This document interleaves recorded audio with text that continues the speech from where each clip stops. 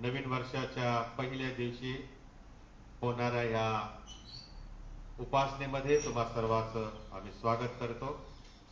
Fasted committee आणि माझ्या कुटुंबियाच्या वतीने तुम्हा सर्वांना हे वर्ष आनंदाचं, हर्षाचं, आध्यात्मिक लाभाचं जावं. तुम्ही द्या ना शुभेच्छा. प्रत्युत्तर द्या. कारण मास्क लावलाय तो बोलू नये म्हणून लावला नाहीये, बोलताना थुंकी उडू नये म्हणून लावलाय, नाही का? मला असं दिसून आलं मास्क लावून आपण गप्प उभे राहतो. मग गप्प उभं राहायचे तर मास्क काढून ठेवा. पण आपल्याला मास्क लावायला सरकारने नियम लावलेला यासाठी की बोलत असताना इन्फेक्शन दुसऱ्याला पास होऊ नये. बोलू नका असं लिहिलेलं नाही. म्हणून देवाचं गौरव या ठिकाणी करायचं आहे त्यावेळेला आपण मोठ्या आनंदाने ते करूया. ओके, भक्तीला आपण प्रारंभ करूया. सुमित, रेडी? प्रभू आपल्या वचनामध्ये असं म्हणतो, आम्हासाठी बाळ जन्मला आहे, आम्हाला पुत्र दिला आहे, त्याच्या खांद्यावर सत्तर आहे, त्याला अद्भुत मंत्री, समर्थ देव, सनातन पिता, शांतीचा अधिपती म्हणतील. त्याच्या सत्तावृद्धीला आणि शांतीला अंत नसणार. तो दाविदाच्या सिंहासनावर बसून त्याचे साम्राज्य चालवेल आणि तेथून पुढे ते सर्व काळ न्यायाने व नीतिमत्तेने दृढ व स्थिर करेल. सेनाधीश परमेश्वराचा आवेश हे सिद्धीस नेईल. आपण प्रार्थना करूया.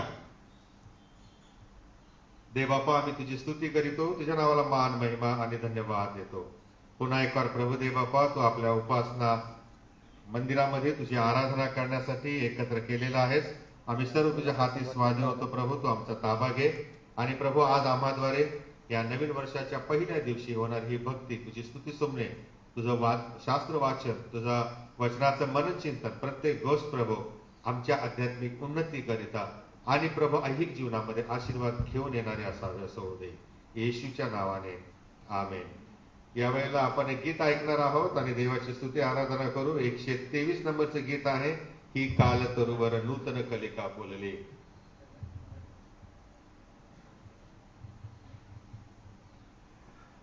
गीत क्रमांक 123.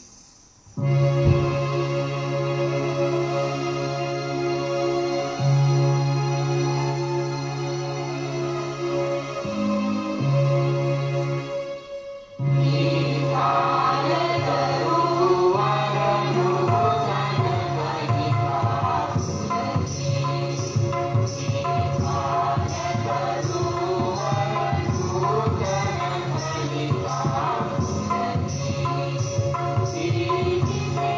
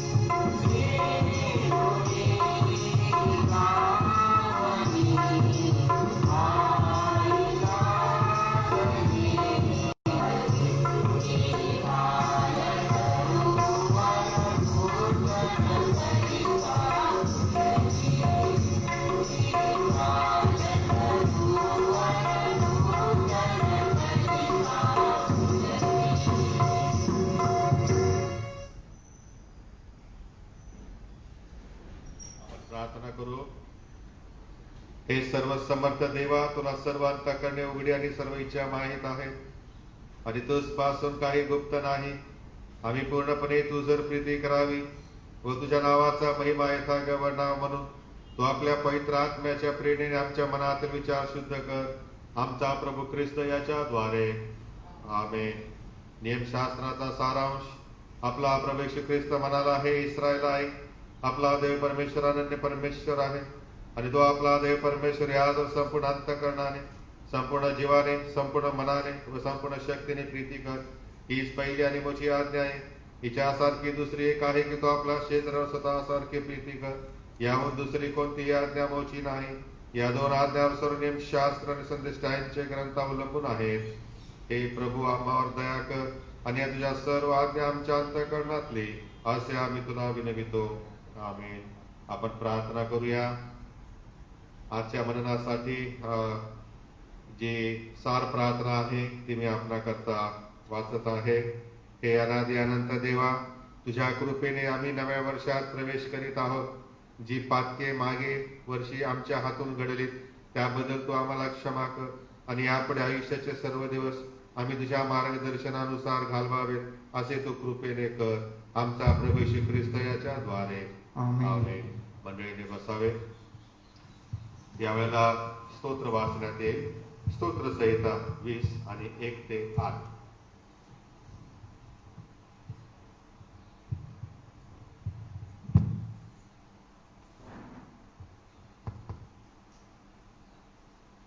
स्तोत्रसंहिता 20, 1 ते 8.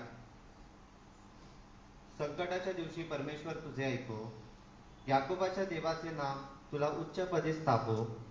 पवित्र स्थानातून तो तुला सहाय्य पाठवो. सियोनातून तो तुला आधार देवो. तो तुझ्या सर्व अर्पणाचे स्मरण ठेवो. तुझा होम त्याला मान्य हो. तुझा मनोरथ तो पूर्ण करो. तुझे सर्व संकल्प सिद्धीस नेवो. तू सिद्ध केलेल्या तारणामुळे आम्ही जयोत्सव करू. आमच्या देवाच्या नामाचा ध्वज उभारू. तुझ्या सर्व मागण्या परमेश्वर पुऱ्या करो. परमेश्वर आपल्या अभिषिक्ताला तारितो. हे मला आता कळून आले. तो आपल्या उजव्या हाताच्या उद्धारक प्रतापाची कृत्ये करून आपल्या पवित्र स्वर्गातून त्याचे ऐकेल. कोणी रथांची व कोणी घोड्यांची प्रशंसा मिरवितात.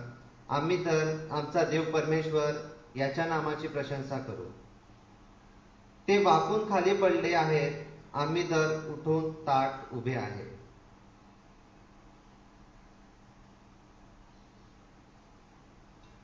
पहिला शास्त्रपाठ मननाकरता जो घेतलेला आहे तो जुन्या करारातून घेण्यात आलेला आहे. निर्गमाचं पुस्तक याचा 3रा अध्याय आणि 13 ते 17 ही वचने आपण ऐकूया.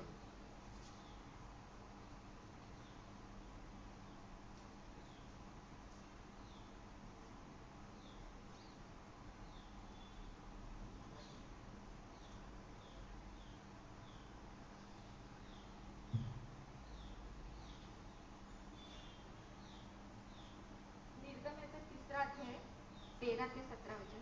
तेव्हा मोशे देवाला म्हणाला, पहा, मला तुमच्या पूर्वजांच्या देवाने तुम्हाकडे पाठविले आहे. असे मी इस्रायल लोकांकडे जाऊन त्यास सांगितले असता त्याचे नाम काय असे मला ते विचारतील, तेव्हा मी काय सांगू? देव मोशेला म्हणाला, मी जो असावा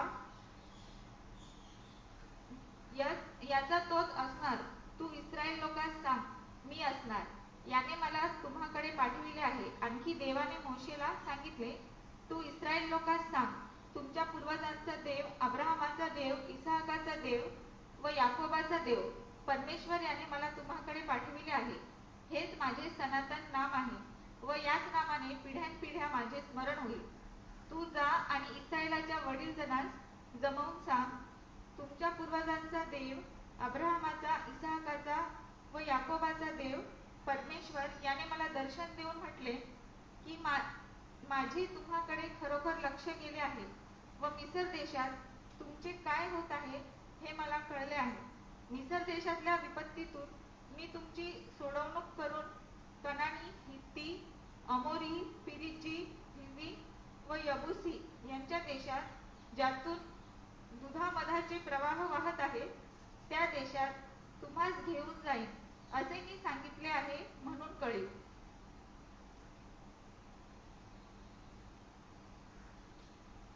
दुसरा शास्त्रपाठ नवीन करण्यातून घेण्यात आलेला आहे.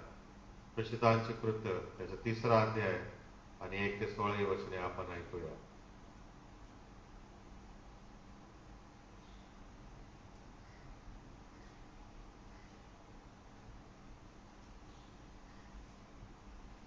दुसरा शास्त्रपाठ प्रेषितांची कृत्ये यांचा 3रा अध्याय 1 ते 16 वचन वाचू. लंगड्या भिकाऱ्याला बरे करणे. पेत्र व योहान हे 3ऱ्या प्रहरी प्रार्थनेच्या वेळेस वरती मंदिरात जात होते. तेव्हा जन्मापासून पांगळा असलेला कोणी एक माणूस होता. त्याला मंदिरात जाण्या याजवळ भीक मागण्यासाठी म्हणून दररोज उचलून मंदिराच्या सुंदर नावाच्या दरवाजाजवळ ठेवत असत. पेत्र व योहान हे मंदिरात जात आहेत असे पाहून त्याने भीक मागितली. तेव्हा पेत्र व योहान ह्यांनी त्याच्याकडे निरखून पाहिले आणि पेत्र म्हणाला, आमच्याकडे पहा. तेव्हा त्याच्यापासून काहीतरी मिळेल या अपेक्षेने त्याने त्याच्याकडे लक्ष लावले. मग पेत्र म्हणाला, माझ्याजवळ सोनेरुपी काही नाही, पण जे आहे ते तुला देतो. नासोरी येशू ख्रिस्ताच्या नावाने चालू लाग. आणि त्याने त्याचा उजवा हात धरून त्याला उठवले. तेव्हा त्याची पावले व घोडे ह्यात तत्काळ बळ आले. तो उडी मारून उभा राहिला व चालू लागला. आणि तो चालला, उड्या मारत व देवाची स्तुती करत त्याच्याबरोबर मंदिरात गेला. सर्व लोकांनी त्याला चालताना व देवाची स्तुती करताना पाहिले आणि मंदिराच्या सुंदर नावाच्या दरवाजाजवळ बसून भीक मागणारा तो हाच ते त्यांनी ओळखले. तेव्हा त्याच्या बाबतीत जे घडले त्याच्यावर त्याचा फार आश्चर्य विस्मय वाटला. 5 शलमोनाच्या देवगडीवरील भाषण. मग तो पेत्र व योहान याच्या बिलगून राहिला असता सर्व लोक आश्चर्यचकित होऊन त्याच्याकडे शलमोनाची देवडी नावाच्या ठिकाणी धावत आले. हे पाहून पेत्राने लोकांना म्हटले, अहो इस्रायल लोकांनो, याचे आश्चर्य का करतात? अथवा आम्ही आपल्या समर्थाने किंवा सुभक्तीने ह्याला चालायला लावले आहे असे समजून त्याच्याकडे निरखून का पाहता? इब्राहिम, इसहाक व याकोब याचा देव, आपला पूर्वजांचा देव, याने आपला सेवक येशू याचा गौरव केले आहे. त्याला तुम्ही धरले व पिलाताने त्याला सोडून देण्याचा निश्चय केला असतानाही त्या सक्षम तुम्ही त्याला नाकारले. जो पवित्र व नीतिमान त्याला तुम्ही नाकारले आणि कुणी पुरुष आम्हाला द्या अशी मागणी केली. आणि तुम्ही जीवनाच्या अधिपतीला जीवे मारले. पण देवाने त्याला मेलेल्यामधून उठवले. त्याचे आम्ही साक्षी आहोत. याच्यावर नावावरील विश्वासामुळे व नावाने ह्या ज्या माणसाला तुम्ही पाहत व ओळखत त्या शक्तिमान केले आहे, त्याच्याद्वारे असलेले विश्वासाने याला तुम्ही सर्व सक्षम ही शरीर संपत्ती प्राप्त झाली आहे.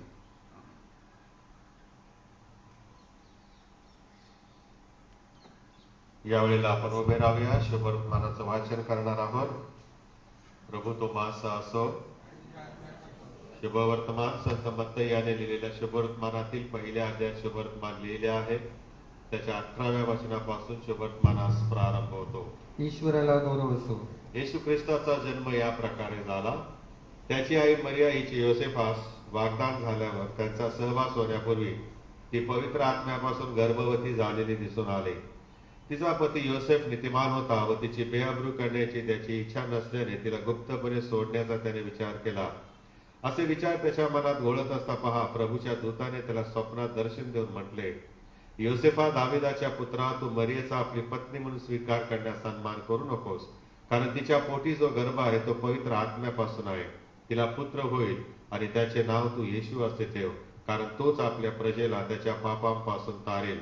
हे सर्व अशासाठी झाले की प्रभूने संदेशांच्या द्वारे जे सांगितले होते ते पूर्ण व्हावे. ते असे, पहा, कुमारी गर्भवती होईल व तिला पुत्र होईल आणि त्याला इमॅन्युएल हे नाव देतील. या नावाचा अर्थ आमच्या बरोबर देईल. तेव्हा झोपेतून उठल्यावर त्याने प्रभूच्या दूताने आज्ञा केल्याप्रमाणे केले. त्याने आपल्या पत्नीचा स्वीकार केला, तरी तिला प्रथम पुत्र होईपर्यंत त्याने तिला जाणले नाही. मग त्याने त्याचे नाव येशू ठेवले. हे ख्रिस्ताचे शुभवर्तमान आहे. हे ख्रिस्ता तुझी स्तुती असो. उभे असताना प्रचिताचा मतांगे खरंच वाचन यावेळेस आपण करूया. सर्व समर्थ एकच देव जो पिता, आकाश पृथ्वी आणि सर्व दृश्य व अदृश्य वस्तू यांचा उत्पन्न करणारा, त्याविषयी मी विश्वास धरितो आणि एकच प्रभू येशू ख्रिस्त, जो देवाचा एकुलता एक पुत्र, जो सर्व युगापूर्वी आपल्या पित्यापासून जनित झाला, देवापासून देव, प्रकाशापासून प्रकाश, खऱ्या देवापासून खरा देव, जो जनित आहे तृत नाही, जो पित्याच्या तत्वाचा आहे, ज्याकडून अवघे झाले, जो आम्हा मनुष्यासाठी व आमच्या तारणासाठी स्वर्गात उतरला आणि पवित्र आत्म्याच्या योगाने कुमारी मरियेपासून देह धरून मनुष्य झाला आणि पंत पिलाताच्या वेळेस आम्हासाठी ज्याला खुशी दिली, ज्याने दुःख भोगले व ज्याला पुरले, जो शास्त्रलेखाप्रमाणे तिसऱ्या दिवशी पुन्हा उठला आणि स्वर्गात चढला आणि पित्याच्या उजवीकडे बसला आहे, आणि जो जिवंतांचा व मेलेल्यांचा न्याय करायला बरोवाने पुन्हा येणार आहे, ज्याच्या राज्याचा अंत होणार नाही, त्याविषयी विश्वास धरितो.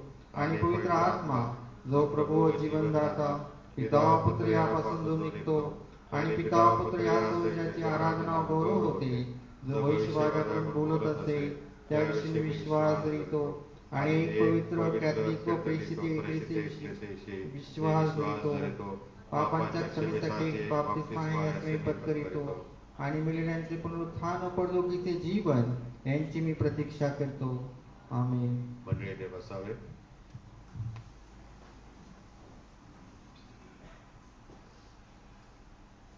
देवाच्या वचनाकडे आपण थोडक्या वेळेमध्ये लक्ष देणार आहे. त्या अगोदर मी दिलगिरी व्यक्त करतो की तुम्हाला बाहेर गेटच्या थांबावं लागलं, कारण आतमध्ये चर्च जी आवश्यक संख्या होती तेवढं घेऊन पूर्ण झालेलं होतं. त्यामुळे सरकारच्या नियमाप्रमाणे आपल्याला बाहेर थांबावं लागलं आणि दुसरी भक्ती आपल्याला घ्यावी लागली.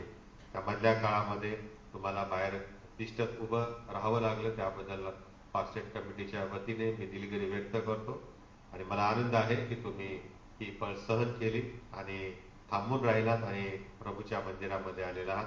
देव तुम्हाला याचं प्रतिफळ देव, आशीर्वाद देऊन तृप्त करो. आज पहिला दिवस आहे वर्षाचा आणि देवाच्या मंदिरात येऊन आपण या वर्षाला सुरुवात करत आहे. चांगली गोष्ट आहे.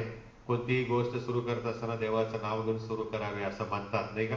आणि म्हणून आपण काही नवीन गोष्ट घरात आणली तरी आपण त्याच्यावर आभार मानतो, देवाचे उपकार मानतो आणि तिचा वापर सुरू करतो, नाही का? नवीन घर घेतलं, नवीन दुकान घेतलं, नवीन काही गाडी घेतली, काही घेतलं नवीन की आपण काय करतो? देवाचे आभार मानून तिचा वापर करतो, सुरू करतो. आणि अशाच प्रकारे हे नवीन वर्ष सुरुवात करत असताना आपण देवाला प्राधान्य दिलेलं आहे. देव आकाशातून पाहत आहे, त्याची स्तुती असो. नाताळ आणि ख्रिसमस हा आता प्रभूच्या कृपेने आशीर्वादित झाला, आनंदी झाला. आणि नाताळ म्हणजे सुट्टीचा दिवस नाही, तर नाताळ म्हणजे येशूच्या जन्माचं आपण आठवण करत असतो आणि म्हणून त्या दिवशी आपण सर्वांनी आनंदोत्सव केलेला आहे. येशूच्या जन्माची तारीख आम्हाला माहीत नाही, पण त्या तारखेपेक्षा महत्व हे आहे की कुठल्या तरी एका दिवशी तारणारा जन्मला आणि नाताळ हा त्या तारणाऱ्याकडे अंगुली निर्देश करतो आणि ती व्यक्ती महत्वाची आहे. जन्मल्यानंतर 8व्या दिवशी सुंता करावी हा यहुद्यांच्या नियमशास्त्रामध्ये विधी होता आणि त्या प्रकारे येशूची विधी पूर्ण करण्यात यावा यासाठी त्याचे आईवडील त्याला मंदिरात घेऊन आलेले आहेत. त्या दिवशी नामकरण विधी केला जात असे, नाव ठेवलं जात असे. येशूच्या जन्माशी निगडीत अशा अनेक गोष्टी मत्तयाने लिहिलेल्या आहेत आणि इतर शुभवर्तमानकारांनी पण लिहिलेल्या आहेत. त्यापैकी मत्तय आहे हा असा एक आहे की जो येशूच्या नावासंबंधाने विलक्षण रीतीने उल्लेख करतो आणि तो उल्लेख आहे येशूला त्याने जवळपास 10 नावं दिलेली त्यानं वर्णन केलेलं आहे. आणि यशाचा ग्रंथ 9व्या अध्याय 6व्या वचनामध्ये येशूला आणखीन 4 नावं दिलेली देवबापाने आपल्याला पाहायला मिळतात. माझ्या मोजणीमध्ये 14 आलेले आहेत. घरी गेल्यावर तुम्ही शास्त्र वाचलात, आणखीन अभ्यास केला तर भली मोठी यादी तयार होईल येशूच्या नावांची. पण या सगळ्या नावांचा काय आज आपण अभ्यास करणार नाही किंवा ऐकणार नाही. काही त्यापैकी जे मोजके आहेत त्याकडे आपण थोडक्या वेळेमध्ये लक्ष देऊया. नावात काय आहे असं अनेक जण म्हणतात, पण नावात बरंच काय असतं, नाही का? नावात बरंच काय असतं आणि नाव जाऊ नये म्हणून आपण फार सांभाळत असतो. तसंच प्रकारे येशूच्या नावात पण फार मोठा अर्थ आहे आणि मगाशीच मी तुम्हाला वाचून दाखवलेलं आहे की देवाचा दूत योसेफाला असं म्हणतो की मरियेला पुत्र होईल आणि त्याचे नाव तू येशू असे ठेव, कारण तोच आपल्या प्रजेला त्याच्या पापांपासून तारेल. पहिलं नाव आहे जे नाताळच्या दिवशी जन्मलेल्या मुलाला दिलेला आहे आणि ते म्हणजे येशू ख्रिस्त, नाही का? आणि हा जो येशू आहे, हे जे नाव आहे याला ग्रीकमध्ये येसूस म्हटलेलं आहे, इंग्रजीमध्ये ह्या येसूसचं जीसस झालेला आहे. आणि जर मूळ अर्थ आपण शोधत गेलो तर त्याचा अर्थ यहोशुवा आहे, ज्याचा अर्थ आम्हाला देव तारणार आहे असं पाहायला मिळतं. म्हणजे येशू या नावाचा अर्थ तारणारा आहे. आणि देवदूताने हेच भविष्यवाणी सांगितले की तू त्याचे नाव येशू ठेव, म्हणजे येशू या नावाचा अर्थ तारणारा आहे. म्हणून आपण नवीन नाव ऐकलं की पटकन विचारतो अर्थ काय या नावाचा, कारण नाव ठेवणारे विचार करूनच नाव ठेवतात असं की आपल्या लेकरांना. आणि म्हणून येशूचं नाव देखील फार विचारपूर्वक ठेवण्यात आलेलं आहे. त्याच्या नावातच तारणाची सुवार्ता परमेश्वराने अधोरेखित केलेली आम्हाला पाहायला मिळतं. आता नाव ठेवणे म्हणजे नाव देणे एखाद्या बालकाला, हे आपल्या कुटुंबामध्ये पण आपण पाहतो. जे सर्वश्रेष्ठ व्यक्ती असते, आजी आहे, आजोबा आहे किंवा आई वडील आहेत, हे आपल्या लेकरांची नावं ठेवत असतात. शास्त्रामध्ये आम्ही पाहतो, उत्पत्तीच्या ग्रंथामध्ये परमेश्वराने आदामाला श्रेष्ठ असं निर्माण केलेलं आहे. जरी त्याला शेवटच्या दिवशी निर्माण केलं तरी तो श्रेष्ठ अशी निर्मिती आहे परमेश्वराची, कारण परमेश्वराने आदामालाच असा त्याच्या प्रतिरूपाचा आणि त्याच्या सारखा निर्माण केला, बाकी कुठल्या प्राण्याला किंवा ग्रह ताऱ्यांना केलं नाही. आणि म्हणून सर्व सृष्टीमध्ये आदाम हा सर्वश्रेष्ठ ठरतो. आणि मग देवाने एके दिवशी सर्व प्राणी मात्रांना त्याच्याकडे आणलं आणि म्हणालं की तू आता यांना नावं दे. आणि त्याने जी नावं दिली ते आजतागायत आहेत असं शास्त्रामध्ये आम्ही वाचतो. आमच्या कुटुंबामध्ये देखील आई वडील जे असतात ती आपल्या लेकरांना, तुमचं आणि माझं नाव देखील आपल्या आई वडिलांनी आपल्याला ठेवलेलं आहे. येशू ख्रिस्ताचं नाव मरिया आणि योसेफनी ठेवलेलं नाही, हे दुर्दैव आहे. हे अशी एकच आई वडील आपल्याला पाहायला मिळतात येशूच्या जन्माच्या संदर्भामध्ये की ज्यांना प्रभूने त्या आपल्या बाळाचं नाव ठेवण्याचा अधिकार दिला नाही. कारण नंबर 1, तो देवापासून पवित्र आत्म्यापासून आलेला होता. नंबर 2, पवित्र आत्म्यापासून तो गर्भधारण झालेला होता. नंबर 3, पवित्र आत्म्यापासून तो जन्मलेला होता. नंबर 4, तो पवित्र आत्म्याचा मूल होता. त्यामुळे योसेफ त्याचा पिता नसल्याने, आईचा त्याच्या जन्माशी काही संबंध फक्त गर्भधारणेशिवाय नसल्याने त्या दोघांना देवाने अधिकार दिला नाही.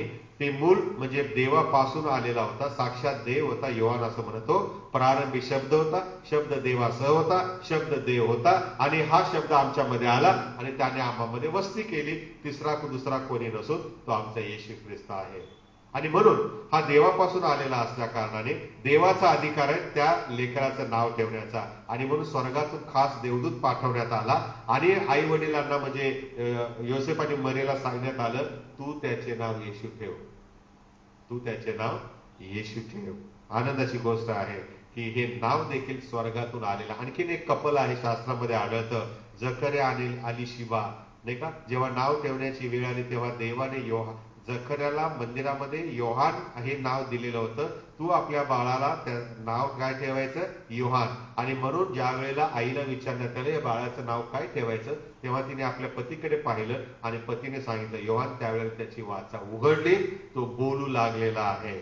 जे देवापासून आलेले आहेत त्यांची नावे देवाने ठेवलेली आहेत. जे मनुष्यापासून जन्माला आलेले आहेत त्यांचं नाव मनुष्य ठेवत असतो. देवाची स्तुती असो की येशूचं नाव हे देवाने ठेवलेलं आहे, ज्याचा अर्थ तारणारा आहे. दुसरं नाव शास्त्रामध्ये पाहायला मिळतं किंवा उपाधी म्हणतो आपण, ते आहे आणि ती म्हणजे ख्रिस्त आहे. त्याला ख्रिस्त म्हटलेलं आहे. मत्थ्याचे शुभवर्तमान 1 अध्याय आणि 18व्या वचनामध्ये आम्हाला पाहायला मिळतं. आणि असं लिहिलेलं आहे की ग्रीकमध्ये ख्रिस्टॉस जे शब्द आहे त्याचा इब्रू भाषेमध्ये मसिया म्हणजे तारणारा असा अर्थ होतो. आणि ख्रिस्त म्हणजे अभिषिक्त. जुन्या करारामध्ये संदेश आणि राजे यांना जेव्हा राजासिंहांना सिंहासनावर प्रस्थापित केलं जात असे तेव्हा त्याचा डोक्याला मस्तकाला तेल लावून तैलाभंग केला जात असे, अभिषेक केला जात असे आणि मग तो राजा किंवा संदेशता म्हणून प्रसिद्ध होत असे. तशाच प्रकारे येशू ख्रिस्ताला देखील देव बापाने ख्रिस्त म्हणून पाठवलेला आहे. एका विशिष्ट कामासाठी अभिषेक केलेला आहे, एका विशिष्ट कामासाठी त्याला वेगळं केलेलं आहे. आणि म्हणून जेव्हा प्रभूने विचारलं की तुम्ही मला काय म्हणून ओळखता, तेव्हा पेत्र म्हणाला, तुम्ही देवाचे ख्रिस्त आहात. नाही का, देवापासून आलेले ख्रिस्त आहात, म्हणजे मसिया आहात. खरोखर देवाची स्तुती असो. निर्गमाचं पुस्तक 29 आणि 7व्या वचनामध्ये, राजेचं पहिलं पुस्तक 19 आणि 16व्या वचनामध्ये तैलाभंग कशा प्रकारे देऊन अभिषेक केलं जात असे हे आम्हाला पाहायला मिळतं. जो नवीन करारामध्ये येशू ख्रिस्ताला पवित्र आत्मा स्वतः, जे प्रभू येशू ख्रिस्ताचा बाप्तिस्मा झाला त्यावेळेला आला आणि त्याला अभिषिक्त केलेला आहे. सेवेसाठी त्याला वेगळं करण्यात आलेलं आहे. आणि म्हणून प्रियानो, काल्वरीवरती देखील येशूने आमचे पाप स्वतःवर घेऊन देवाची सेवा पूर्ण केलेली आहे. एका खास कामासाठी येशू ख्रिस्ताला पाठवण्यात आलं, म्हणून त्याला ख्रिस्त म्हटलेलं आहे. तिसरं नाव आहे पवित्र आत्म्याचे मूल. पवित्र आत्म्याचे मूल, मत्त्याचे शुभवर्तमान 1 अध्याय आणि 20व्या वचनामध्ये मगाशी मी म्हणालो की देवाचा दूत योसेफाला म्हणतो, तिच्या पोटी जो गर्भ आहे तो पवित्र आत्म्यापासून आहे. काही भाषांतरामध्ये तिच्या पोटी जे मूल आहे, तिच्या पोटी जे अपत्य आहे ते पवित्र आत्म्यापासून आहे, म्हणजे पवित्र आत्म्याचं मूल आहे. अगदी सुरुवातीपासूनच येशू ख्रिस्ताच्या जन्माबाबत वेगळेपणा असलेला आम्हाला दिसून येतो. कारण त्याला मानव पिता नव्हता, मनुष्य म्हणून त्याचा कोणी पिता नव्हता. मरिया ही त्याची माता होती, पण मानवाची जागा पवित्र आत्म्याने घेतली आणि पवित्र आत्म्यापासून येशू हा जन्माला आलेला आहे. आणि म्हणून एके दिवशी योसेफ मरियाला पत्नी म्हणून स्वीकारणार होता. त्याच्या अगोदरच देवदूत योसेफाला प्रगट होतो आणि सांगतो की तू तिचा अनुमान करू नकोस, तिला स्वीकारण्यासाठी घाबरू नकोस, कारण तिच्या उदरी जो बाळ आहे तो पवित्र आत्म्यापासून आहे, तिच्या उदरी जे मूल आहे ते पवित्र आत्म्यापासून आहे. आणि ही एक अद्भुत गोष्ट होती प्रियानो. कुमारिका गर्भवती होते ही फार विशिष्ट गोष्ट आहे, आणि त्यापेक्षाही ती पवित्र आत्म्यापासून गर्भवती ही त्याच्याही पेक्षा श्रेष्ठ अशी गोष्ट आहे. आणि म्हणून प्रभू येशू ख्रिस्ताला पवित्र आत्म्याचं मूल असंही म्हटलेलं आहे. चौथं नाव आहे त्याला पुत्र म्हणतील, नाही का, आणि हा पुत्र म्हणून आम्हाला देण्यात आलेला आहे. देवदूताने योसेफाला स्पष्ट सांगितलेलं आहे की ती पुत्र प्रसवेल. आधुनिक गर्भनिदान करण्याच्या यंत्र अस्तित्वात येण्या अगोदर देवाने देवदूताला पाठवून योसेफाने मरियाला सांगितले की तुमच्या उदरी जे जन्मणार आहे ते मुलगा आहे, पुत्र आहे. आणि याची खात्री प्रियानो त्यांना त्यावेळेस देण्यात आलेली आहे. आणि ही सरळ सरळ यशया संदेशाने केलेल्या भविष्यवाणीची पूर्तता होते. पहा, कुमारी गर्भवती होईल आणि ती पुत्र प्रसवेल. त्याला इमॅन्युएल म्हणतील, पुत्र प्रसवेल. अगदी शेकडो वर्षापूर्वी मरियेच्या उदरी काय जन्माला येणार, कोण जन्माला येणार याचं भाकीत, याची भविष्यवाणी देवाने करून ठेवलेली होती. पुढे आम्ही पाहतो 5वं नाव आहे आणि ते म्हणजे त्याला प्रथम पुत्र म्हणतील. प्रथम पुत्र इंग्लिशमध्ये फर्स्ट बॉर्न असं म्हटलेलं आहे. तो प्रथम पुत्र 2 अर्थाने आहे. मरियेच्या उदरी, मरियेपासून जन्मलेला तो पहिला मुलगा होता. आणि दुसरी गोष्ट आहे की प्रथम पुत्र याचा अर्थ येशू ख्रिस्त मरियेच्या उदरी जन्मला म्हणजे तो त्याची सुरुवात नव्हती, तर तो आदी आणि अनंत काळापासून तो आहे प्रियानो. प्रभूमध्ये, देवामध्ये तो अस्तित्वात आहे. आणि म्हणून योहान असं म्हणाला, प्रारंभी शब्द होता, शब्द देवासह होता, शब्द देव होता, तो आमच्यामध्ये आला आणि त्याने देहात धारण करून वस्ती केलेली आहे. आणि म्हणून हा प्रथम पुत्र सृष्टी निर्माण करण्याच्या अगोदर पासूनचा हा देवामध्ये आहे. आणि म्हणूनच प्रथम पुत्र म्हणणे त्याला शोभून दिसते. पण त्याचं शुभवर्तमान 1 अध्याय आणि 25व्या वचनामध्ये लिहिलेलं आहे, तरी तिला प्रथम पुत्र होईपर्यंत योसेफाने जाणले नाही. किती महत्वाची गोष्ट आहे. प्रथम पुत्र, आपल्या कुटुंबामध्ये जो पहिला मुलगा जन्माला येतो त्याच्या खांद्यावरती जबाबदारी असते कुटुंबाची. त्याला सुविधा खूप असतात पण जबाबदाऱ्या पण तेवढ्याच असतात.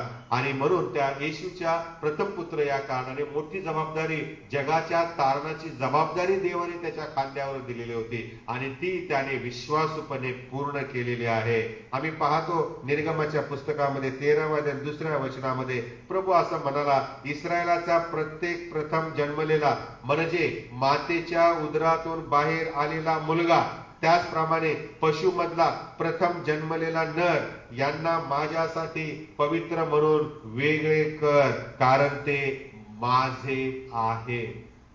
कारण ते माझे आहे. मरेच्या उदरातून बाहेर आलेला प्रथम पुत्र दुसरा तिसरा कोणी नसून येशू ख्रिस्त होता, जो देवाचा होता, देवाच्या पासून आलेला होता, देवाच्या हक्काचा होता, मालकीचा होता, आणि म्हणून तो देवाला समर्पित करण्यात आलेला आहे. पुढे 6वं नाव आपल्याला पाहायला मिळतं. मत्तई लिहितो, आम्हासाठी बाळ जन्मला आहे.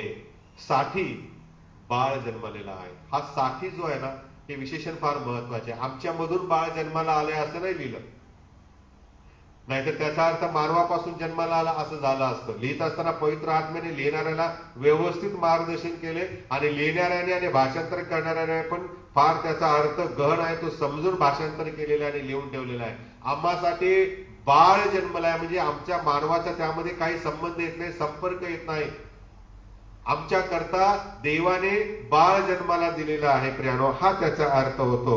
कोणी योद्धा, कोणी ग्रेट वॉरियर म्हणून परमेश्वराने येशूला पाठवलेलं नाही.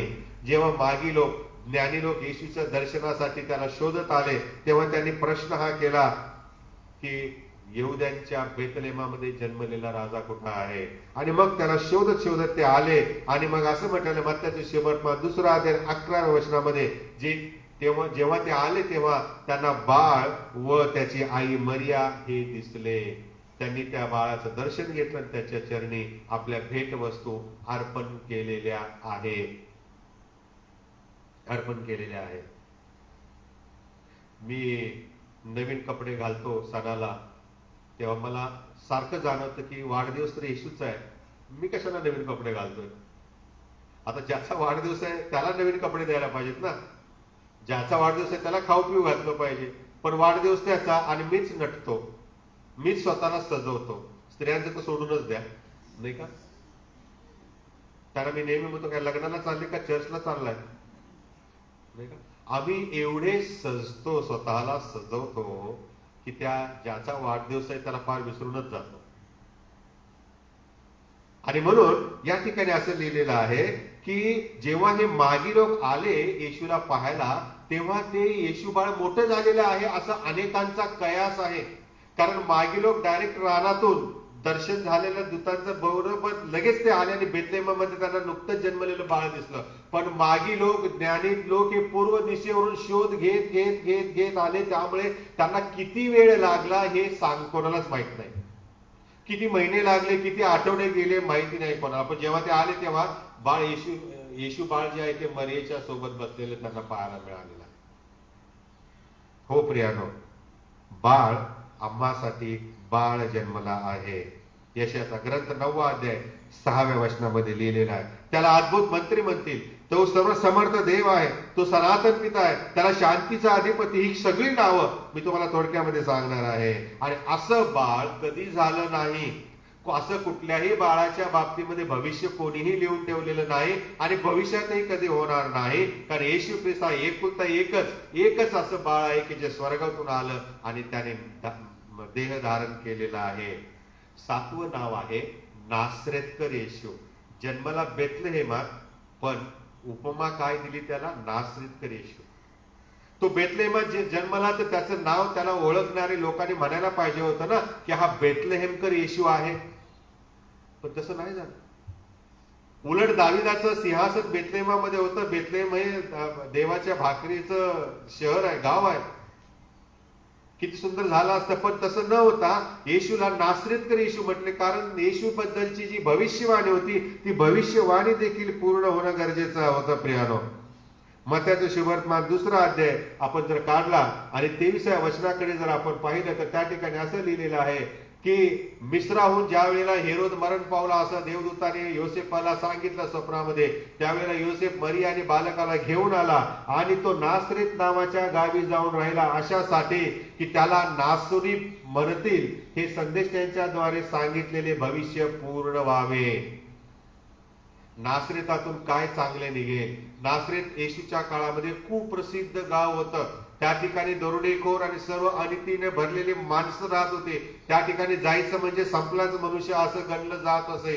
आणि अशा या गावामधून, कुप्रसिद्ध गावामधून काही चांगलं निघेल का असं शास्त्रामध्ये आम्हाला लिहिलेलं पाहायला मिळतं. आणि त्यामधून आमचा तारणारा जन्मलेला, तारणारा बाहेर आलेला आहे. त्याने प्रियानो लहानाचा मोठा तो नासरेतात झालेला आहे, पण कुठलंही पाप त्याने स्वतःच्या शरीराला किंवा मनामध्ये लावून घेतलेलं नाही.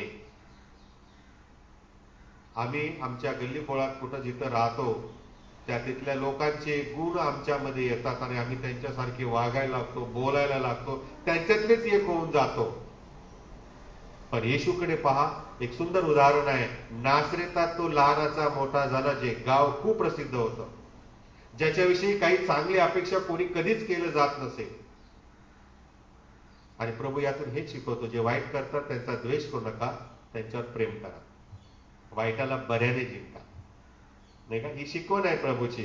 आणि नासरेत प्रियानो, हे सुंदर गाव नावासाठी आहे, पण कर्तव्याने किंवा कृतीने प्रियानो हे खूप प्रसिद्ध होतं. पण त्यातून आमचा तारणारा उभा राहिला, तो लहानाचा मोठा झाला आणि तो तारणारा म्हणून यरुशलेम मध्ये पोहोचलेला आहे.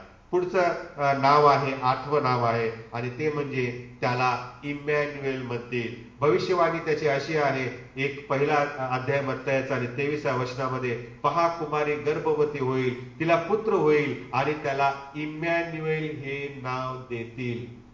आता वरच्या वचनामध्ये दूत योसेफाला म्हणतो, तू त्याचे नाव येशू ठेव, आणि खालच्या वचनामध्ये लिहिलेलं आहे त्याला इमॅन्युएल म्हणतील. हे मिखाचं हे भविष्यवाणी आहे, हे देवदूत त्याला सांगून आठवण करून देत आहे. इमॅन्युएल या नावाचा अर्थ आम्हा संगती देव, आम्हा सोबत राहणारा देव. आणि म्हणूनच ज्या वेळेला स्वर्गारोहण होत होतं त्यावेळेला प्रभू येशू ख्रिस्त मत्तयाचे सुवर्तमान 28वा अध्याय 20व्या वचनामध्ये असं लिहिलेलं आहे, आपल्या शिष्यांना आणि लोकांना असं म्हणाला, पहा काळाच्या शेवटापर्यंत मी सदोदित तुम्हा बरोबर राहील. जात तर होता स्वर्गी, पण आशा काय देतो, शेवटच्या काळापर्यंत सदोदित मी तुम्हा बरोबर आहे. जरी शरीराने तो राहू शकला नाही, तरी तो आत्मेने परत आला आणि आज तो आमच्या सोबत पवित्र आत्म्याच्या द्वारे राहत आहे. हालेलुया, हालेलुया, देवाची स्तुती असो. प्रभू येशू ख्रिस्त आमच्या बरोबर पवित्र आत्म्याच्या द्वारे राहत आहे, आणि हे एक त्याचं चांगलं नाव आहे. तो आपल्या नावाशी गद्दारी करणारा नाही, त्याच्या नावाचा जो अर्थ आहे त्याप्रमाणे तो वागणारा आमचा प्रभू आहे. नववं टायटल किंवा नववं उपाधी प्रभू येशू ख्रिस्ताला आहे, आणि ती म्हणजे त्याला राजा म्हटलेला आहे. मत्तयाचे सुवर्तमान 2रा अध्याय आणि 2ऱ्या वचनामध्ये आम्ही हे वाचतो, ज्ञानी लोक पूर्वेकडून आले आणि यरुशलेम मध्ये येऊन पोहोचले, आणि ते हेरोदाच्या राजवाड्यामध्ये आलेले आहेत. आणि त्या राजवाड्यामध्ये आले कारण त्यांना काय वाटलं, या राजवाड्यामध्येच ती बातमी आपल्याला मिळणार की जो राजा जन्मला तो कोण आहे आणि कुठे आहे. आणि म्हणून ते चौकशी करत आले आणि विचारू लागले, यहुद्यांचा राजा जन्मास आला, तो कोठे आहे. यहुद्यांचं बाळ नाही म्हटलं, यहुद्यांचा तारणारा नाही म्हटलं, जगाचा तारणारा नाही म्हणाले, तर यहुद्यांचा राजा जन्मास आला, तो कोठे आहे. व्यवसायाने हे खगोलशास्त्रज्ञ होते, ज्ञानी लोक होते, पण शोधात निघाले तर राजाच्या.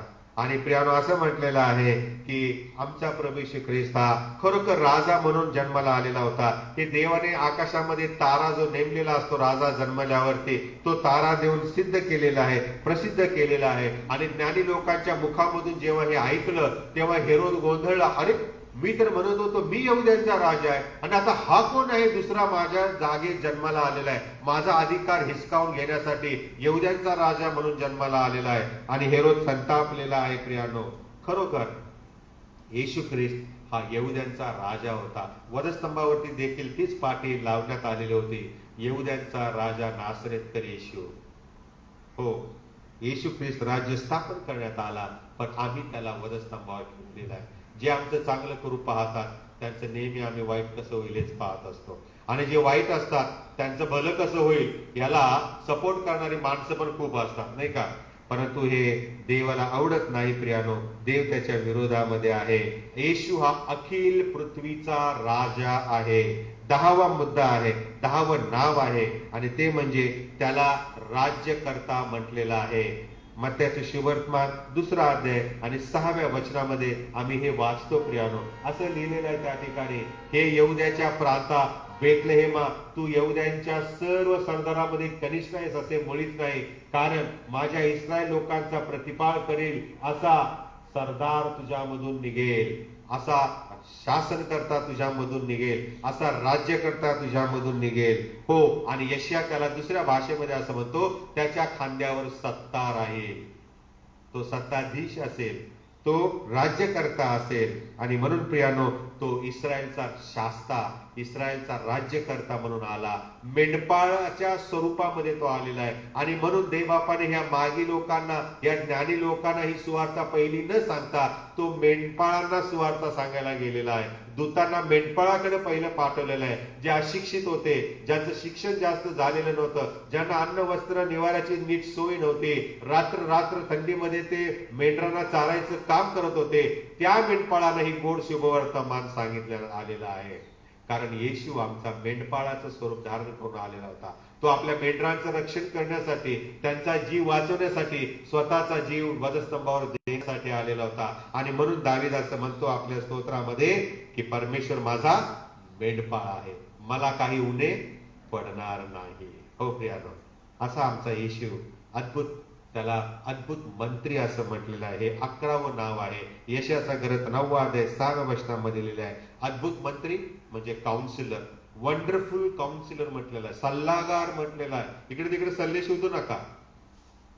रॉंग सल्ले देणारी माणसं तुम्हाला खूप आढळतील, योग्य सल्ला देणारा क्वचित आढळेल. पण येशूकडे जावा. कारण आम्ही म्हणतो ना, कोण मित्र येशू आणि सारे ओझे वाहा. सुंदर सुंदर काउन्सिलर, सल्लागार आहे. तुमचा काहीही प्रॉब्लेम असो, कुठलीही समस्या असो, येशूकडे जातो, तुम्हाला नीट मार्गावर चालवेल. तो तुम्हाला योग्य मार्गदर्शन करेल. तो कधी तुम्हाला फसवणार नाही, तो कधी तुम्हाला धोका देणार नाही. तुम्ही त्याच्या कानात जे सांगेल ते तो तोंडातून दुसऱ्यांना कळवणार नाही. ते सगळं तुमचं गुपित तो स्वतःकडे ठेवतो आणि आम्हाला तो आशीर्वादित करतो. नीतिमत्तेच्या मार्गावरून धावण्यासाठी तो आम्हाला सहाय्य करणारा मंत्री आहे. आणि म्हणून त्याला अद्भुत मंत्री असं म्हटलेलं आहे. जे आशाहीन आहेत, जे दुर्बळ आहेत, जे निराशे आहेत, जे रंजले गांजलेले आहेत, अशांना त्यातून सोडवणारा, सल्ला देऊन मार्गदर्शन करणारा आमचा महान येशू आहे. आणि म्हणून प्रियानो, या पहिल्या दिवशी त्याचे आपण आभार मानणार आहे. येशू हे नाव आम्हाला परमेश्वराने दिलेलं आहे. पुढे आम्ही पाहतो 12वं नाव आहे आणि ते म्हणजे समर्थ देव. त्याला समर्थ देव म्हणतील असं यशाने भविष्यवाणी केलेली आहे. येशू देव होता, येशू देवासह होता आणि तो आम्हामध्ये येऊन त्याने वस्ती केलेली आहे. तो निर्माण करता आहे. त्या आला आणि चमत्कार केलेले आहेत, रोग्यांना बरं केलेलं आहे, अडीअडचणीमध्ये सापडलेल्यांना त्याने मदत केलेली आहे. आणि जे पेच प्रसंगामध्ये होते, ज्यांना भविष्य काही नव्हतं, काय पुढे करायचं माहिती नव्हतं, अशांना त्याने आशा दिलेली आहे आणि त्यांचं जीवन त्याने उभं केलेलं आहे. समर्थ देव म्हणते त्याला सर्व काही शक्य आहे. समर्थ याचा अर्थ अशक्य असं काहीच नाही. आमच्या येशूला सारं काही शक्य आहे. आणि म्हणून पिलाताला म्हटला, मी शब्द बोललो ना, स्वर्गातून सैन्य खाली येईल. काय समजतो स्वतःला तू? मी गप्प आहे याचा अर्थ मी कमकुवत आहे असं नको समजू. मी सशक्त आहे, दिसतो तसा नाही. हो, पिलाताला वेळीच कळालं नाही, पण त्याच्या बायकोला, त्याच्या पत्नीला पहिलं कळालं. तिने हे ऐकल्याबरोबर पिलाताला पुरवलं, हात धुवून बाहेर या बाबा, या निर्दोष माणसाच्या रक्ताचा जाप तुमच्या डोक्यावर नको. आणि पिलाताने बायकोचं ऐकलं आणि आपल्या पत्नीचं ऐकलं. पत्नीचं ऐकावं, काय वाईट नाही, पण काय ऐकायचं ते पण पतीने ठरवावं, नाही का? आणि मग त्याने काय केलं की आपली जबाबदारी हात देऊन झटकले आणि एका निर्दोष मनुष्याला लोकांच्या स्वाधीन केलं. तुम्हाला काय करायचं ते करा, असा दुर्बळ शासन करता प्रियानो आम्ही असावं असं प्रभूची इच्छा अजिबात नाही. कुटुंबामध्ये शासन करताना आम्ही कडक राहणं, मंडळीमध्ये शासन करताना पालकाने कडक राहणं हे स्वाभाविक आहे. कारण ती जबाबदारी देवाने त्यांना दिलेली असते. लोकांना काय वाटतं, लोकांच्या भावना समजून घेऊन त्यांच्याशी कॉम्प्रोमाइज करण्याची काही गरज नाहीये. कुटुंबामध्ये जर तुम्ही कॉम्प्रोमाइज करत गेलात तर तुमचं कुटुंब असं उद्ध्वस्त होईल. कारण समझोता हा देवाच्या वचनावर आधारितच असला पाहिजे. कारण देवाचं वचन हे सर्व समर्थ देवाचं वचन आहे. देवाचं वचन हे सार्वकालिक टिकणारं वचन आहे. आणि म्हणून त्या वचनावर ज्याचं कुटुंब, त्या वचनावर ज्याचं जीवन, त्या वचनावरती ज्याची मंडळी उभी आहे, ती कधीही प्रियानो ढासळणार नाही. ती नेहमी प्रभूचं गौरव करणार आहे. कारण ती समर्थ देवाच्या हस्ते उभी केलेली असते. ते कुटुंब समर्थ देवाचं कुटुंब असतं. आणि म्हणून जितक्यांनी त्याच्यावर विश्वास ठेवला तितक्याच त्याने देवाची मुले होण्याचा, देवाच्या कुटुंबामध्ये जन्म घेण्याचा अधिकार दिलेला आहे. अधिकार दिलेला आहे. आणि म्हणून प्रियानो यशया भविष्यवाणी करतो की त्याला समर्थ देव म्हणतील. पुढे तो असं म्हणतो, त्याला सनातन पिता म्हणतील. आता येशू पिता कसं होईल? येशू पिता होऊ शकत नाही, कारण तो पुत्र म्हणून आलेला आहे. परंतु जेव्हा शिष्यांनी त्याला विचारलं आम्हाला पिता दाखवा, त्यावेळेला तो म्हणाला, ज्यांनी मला पाहिलं त्यांनी पित्याला पाहिलाय. कारण पिता कसा आहे हे पुत्राने जगाला प्रगट केलेला आहे. जर तुम्हाला पिता पाहायचा असेल तर माझ्याकडे पहा. मी किती पवित्र बलिदान केलेलं आहे. या पवित्र बलिदानातून देव तुमच्यावरती, पिता तुमच्यावर किती प्रेम करतो हे तुम्हाला समजून येतं. संकटाच्या वेळेला आई आपल्या बाळाला कवटाळते, पण बाप संरक्षण देण्यासाठी पुढे धाव घेतो, है ना. आपला जीव पणाला लावतो आणि आपल्या लेकराचं संरक्षण करतो. क्वचित माताही धावते आणि संरक्षण करते, पण पित्याची भूमिका फार महत्वाची मानली जाते. आणि तशीच प्रकारे प्रियानो, देवाने आपल्या पुत्राला वधस्तंभावर खेळण्यासाठी या जगात पाठवलेला आहे, यासाठी की त्याच्या मरणाने आम्हाला संरक्षण प्राप्त व्हावं, सैतानापासून आम्ही वाचले जावं, नरकाच्या अग्नीपासून आमचा संरक्षण व्हावं आणि आमची वाट बदलावी, याकरता प्रभूने त्याला पाठवलेला आहे. परमेश्वर आमच्यावर एवढं प्रेम करतो आणि म्हणून योहानाने हे ओळखलं आणि तो लिहितो, देवाने जगावर एवढी प्रीती केली की त्याने आपला एकुलता एक पुत्र दिला. एवढा आमचा पिता प्रेमळ आहे. जितके त्याच्यावर विश्वास ठेवतात तितक्याला त्याची मुले होण्याचा अधिकार दिला. आमचा नाश होणार नाही.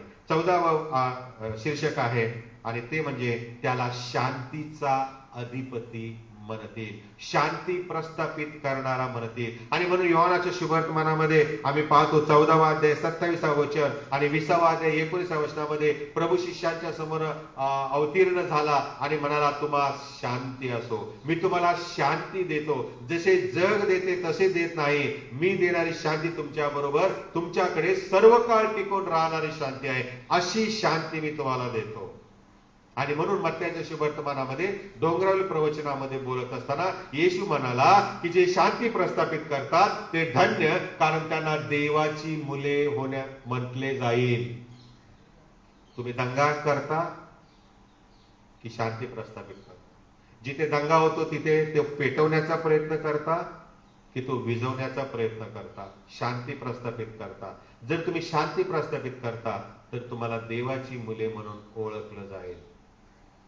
प्रभू महान आहे, प्रभू सत्य आहे आणि म्हणून आमचा येशू हा शांतीचा अधिपती आहे. आणि त्याचे शिष्य म्हणजे त्याच्या वचनाप्रमाणे, त्याच्या शिकवणीप्रमाणे चालणारे लोक, आम्ही अशा प्रकारे शांती प्रस्थापित करणारे व्हावं, हे आम्हाला पाहायला मिळतं. आता शेवटचा मुद्दा आहे आणि ते म्हणजे ही नावं 14 पाहिल्यानंतर शेवटचा मुद्दा आहे ते म्हणजे येशू या नावाचं महत्व काय आहे. प्रेषितांच्या कृत्यामध्ये आपण ऐकलेलं आहे, सुंदर नावाच्या दरवाजाजवळ. आता पूर्वीच्या काळी दरवाजांना नावं दिली जात असे, आता हल्ली काही या दरवाजांना नावं दिली जात नाहीत. पहिलं दार, दुसरं दार, तिसरं दार, नाही का, अशी दारे. आम्ही इस्रायलला जात असतो तेव्हा आम्हाला ते येरुशलेमची दारं पाहायला मिळतात. दमास्कस गेट म्हटलेलं आहे, गोल्डन गेट म्हटलेलं आहे, अशी बरीच नावं, 12 गेट आहेत त्या येरुशलेम शहराला, प्रत्येकाचं नाव वेगळं आहे. आणि अशा प्रकारे मंदिराला देखील नावं दिली जात असत, मंदिराच्या दरवाजांना देखील. आणि असं म्हटलेलं एक भिकारी त्या सुंदर नामी दरवाजाजवळ वर्षानुवर्ष भीक मागत बसलेला होता.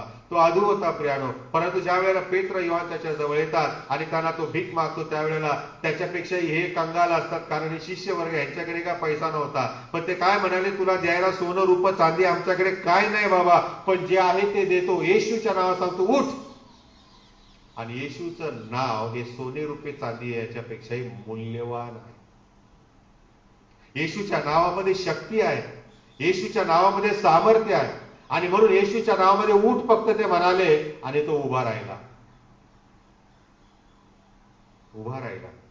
तो नाचत बागडत मंदिरात गेला आणि ज्यांनी त्याला वर्षानुवर्षे त्या दरवाजावर भीक मागताना पाहिलं ते त्याच्याकडे 10 वेळा वळून म्हणाले, अरे हा भीक मागणारा लंगडा लोळा पांगळा हा असा कसा डान्स करायला लागला, नाचायला लागला आनंदाने. मग चौकशी केली, त्यांना कळालं येशूने त्यांना बरं केले, ते येशूचा शोध घेत आलेले आहेत. पण येशू त्यावेळेस नव्हता प्रिया. ज्यांनी बरं केलं ते पेत्र आणि योहान होते आणि ते म्हणाले येशूच्या नावात शक्ती आहे. त्या येशूच्या नावावर यांनी विश्वास ठेवला, आम्ही विश्वास ठेवला आणि म्हणून त्या नावाने याला बरं केलेलं आहे. येशूच्या नावात सामर्थ्य आहे.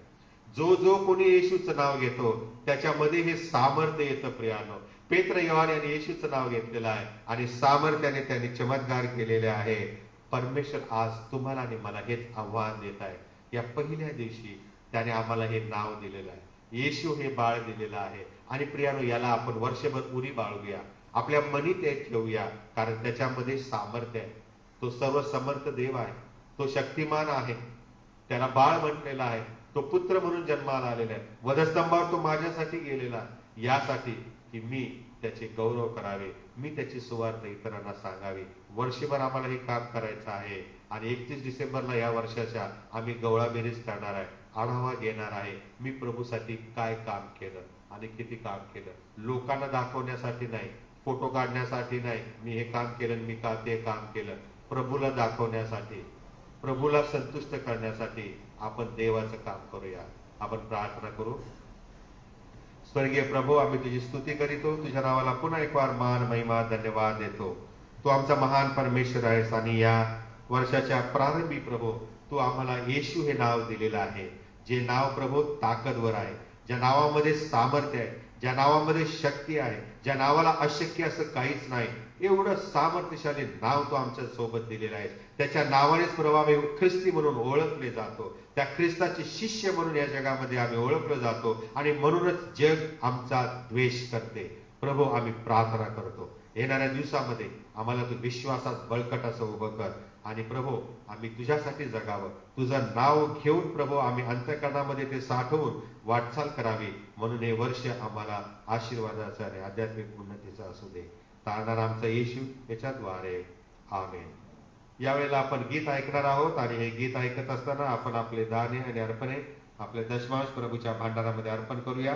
एकलेसियाच्या गीत संग्रहामधून गीत क्रमांक 122, वर्ष नवे आले कारण हर्षाला झाले आपण ऐकू.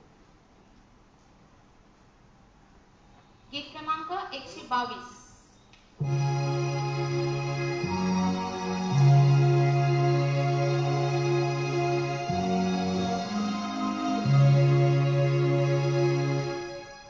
Bye.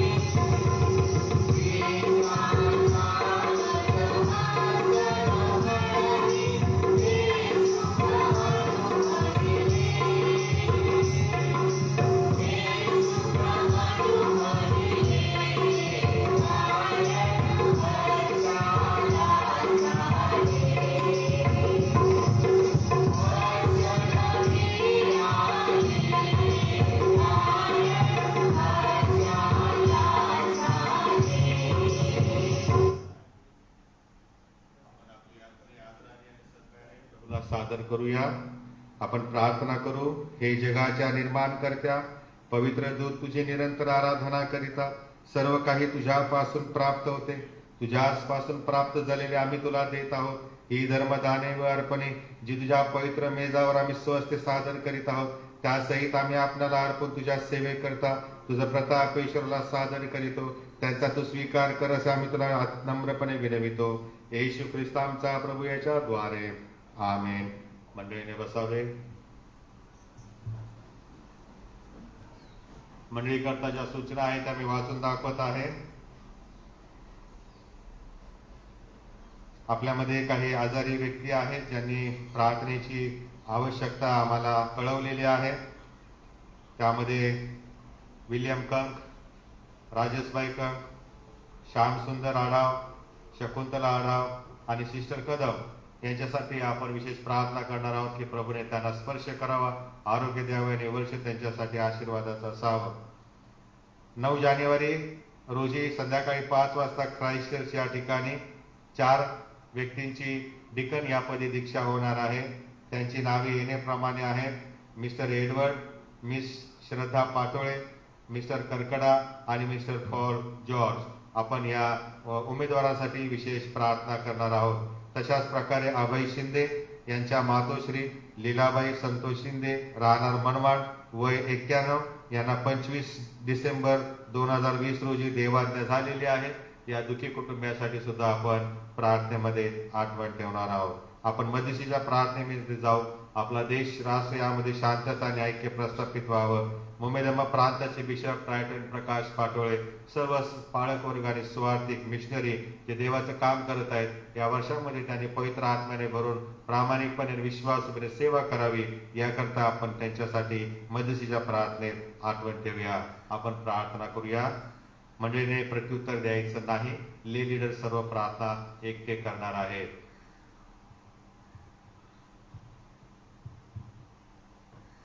हे सर्वसमर्थ ईश्वरा, सर्व मानवासाठी प्रार्थना, विनंत्या मध्यस्थी करावी असे तू आम्हास आपल्या पवित्र प्रेषितांकडून शिकविले आहे. तू दैवी प्रतापशाली ईश्वरा, आम्ही नम्रतेने विनवितो की तू परम दयेने हे आमच्या प्रार्थना मान्य कर व सार्वत्रिक क्लेसेस सर्वदा सत्य, ऐक्य व एकमत याच्या आत्म्याने प्रेरित कर. जे तुझे पवित्र नाव पत्करतात त्या सर्वांनी तुझ्या पवित्र वचनाच्या सत्याविषयी एकमताचे असून एकीने व दैवी प्रेमाने राहावे असे तू कर. हे स्वर्गीय बापा, सर्व बिशप, प्रिस्ट, डिकन यांनी विशेष करून तुझे सेवक आमचे मॉडरेटर PC सिंग, त्याचप्रमाणे आमचे बिशप राईट रेव्हरंड प्रकाश पाटोळे, त्याचप्रमाणे आमचे चर्चचे आचार्य रेव्हरंड सुनील आवळे यांना आपल्या आचरणाने व तत्वनिष्ठेने तुझे खरे व जीवनदायी वचन प्रकट करावे म्हणून त्यास अनुग्रह दे. तुझ्या इगलेसीची उभारणी व शुभवर्तमानाचा प्रसार करावा म्हणून ज्या तुझ्या सेवकास निर्णय कामे करण्यास तू पाचारण केले आहेस त्यांना आशीर्वाद दे आणि सर्व जग तुझ्या सत्याच्या ज्ञानाने भरले जावे असे तू कर. तुझ्या सर्व लोकांनी आणि विशेष करून जे भक्त याचे जमले आहेत त्यांनी नम्र अंतकरणाने व योग्य भक्तिभावाने तुझे पवित्र वचन ऐकून स्वीकारावे आणि तुझी सेवा खरेपणाने, पवित्रतेने व धार्मिकतेने आयुष्यभर करावी असे तू कर. तू त्यास आपला दिव्य अनुग्रह दे. आम्ही तुला विनवितो की सर्व राष्ट्रांना नीतिमत्तेच्या व शांततेच्या मार्गाने चालू आणि त्यांचे राज्य करते.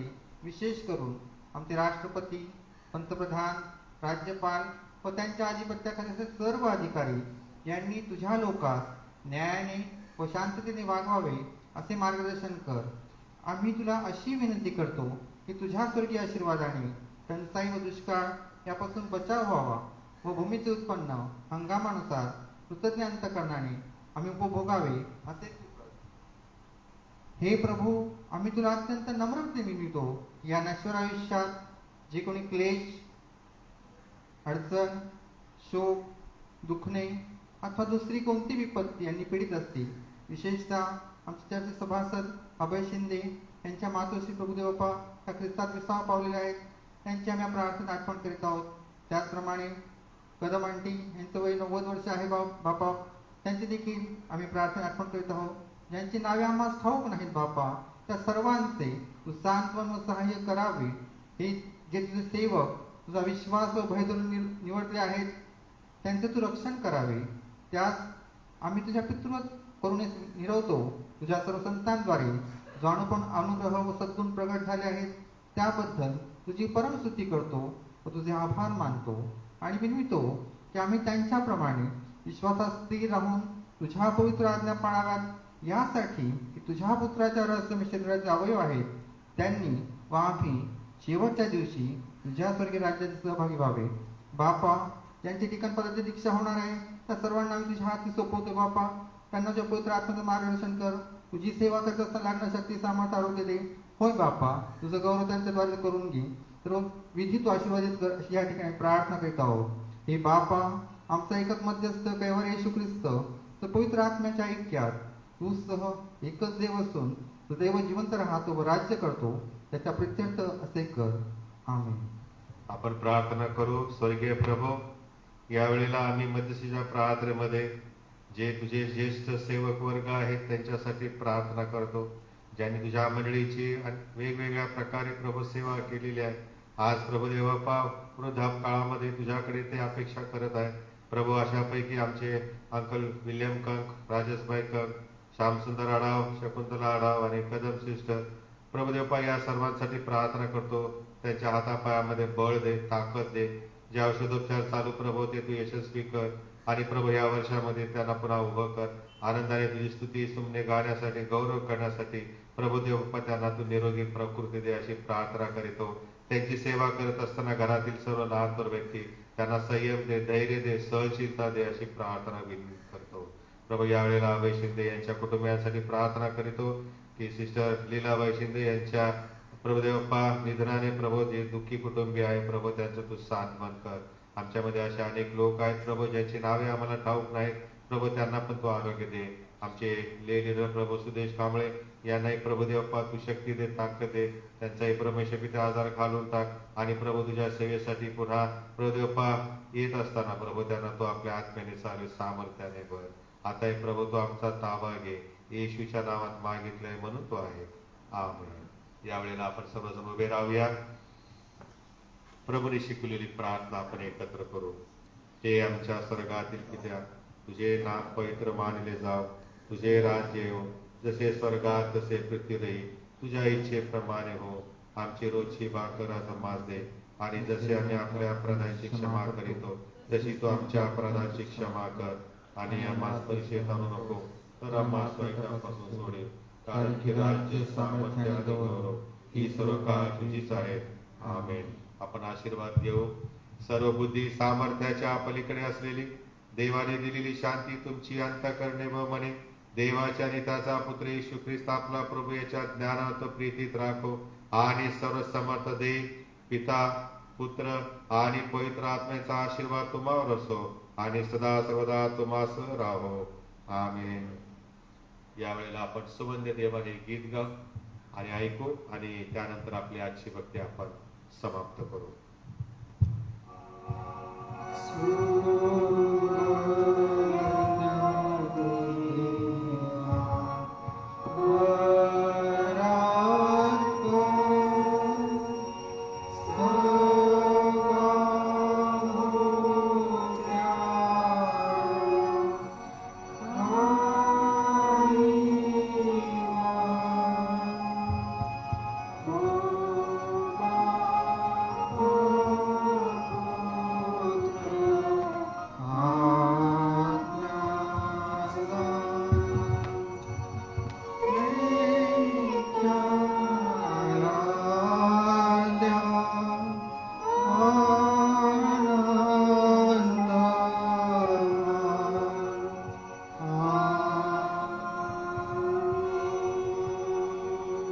प्रभूवर प्रेम करण्यास व त्याची सेवा करण्यास शांतीने जा.